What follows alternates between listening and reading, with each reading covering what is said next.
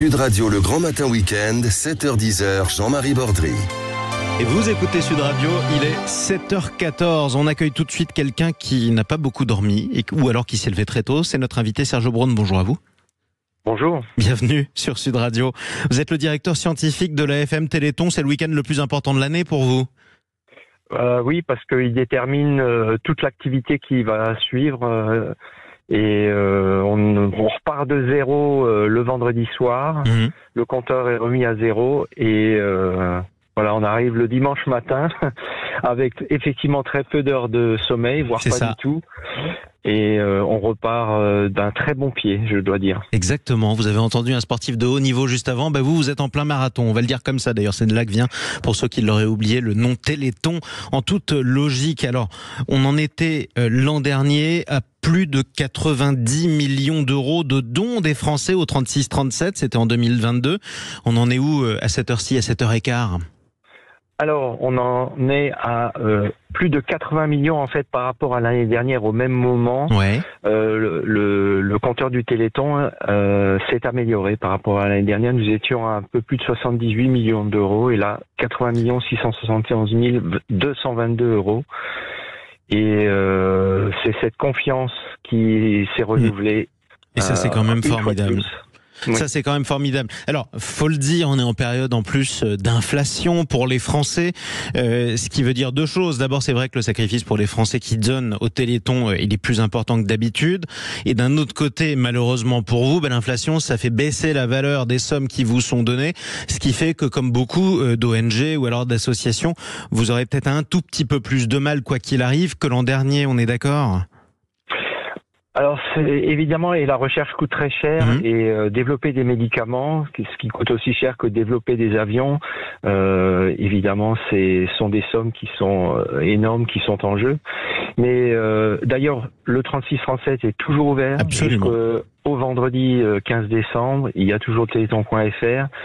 Des promesses de dons qui sont ensuite concrétisées pendant les semaines qui suivent. Donc on ne relâche rien, on ne lâche rien. Ça aussi, c'est l'âme du Téléthon, ça. Exactement. En tout cas, on sent, la bonne fatigue dans votre voix, Serge Braun. Qu'est-ce que vous espérez pouvoir rechercher cette année avec les dons des Français?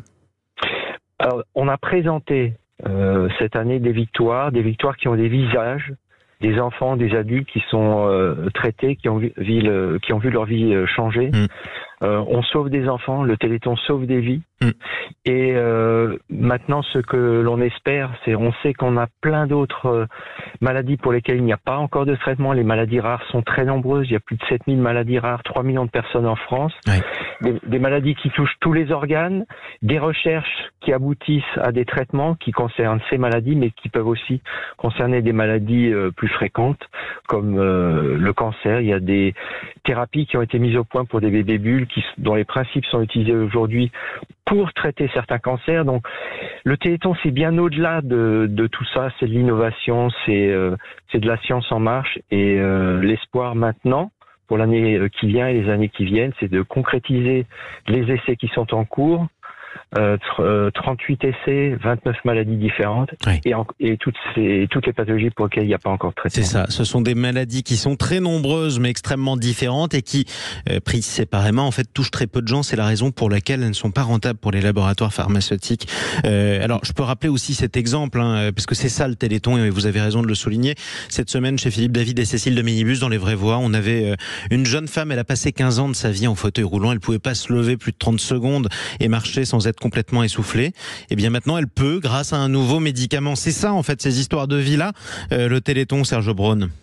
Oui, c'est l'histoire de Mathilde, qui a une maladie qui s'appelle la myasthénie congénitale.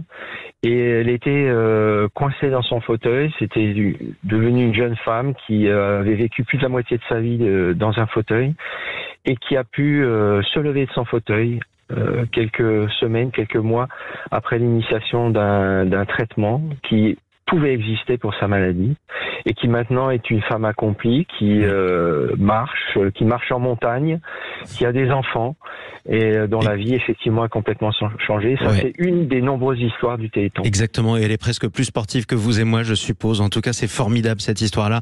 Ça fait depuis 1987 que ça dure, le Téléthon. Bon courage, Serge Braun, et puis bonne chance.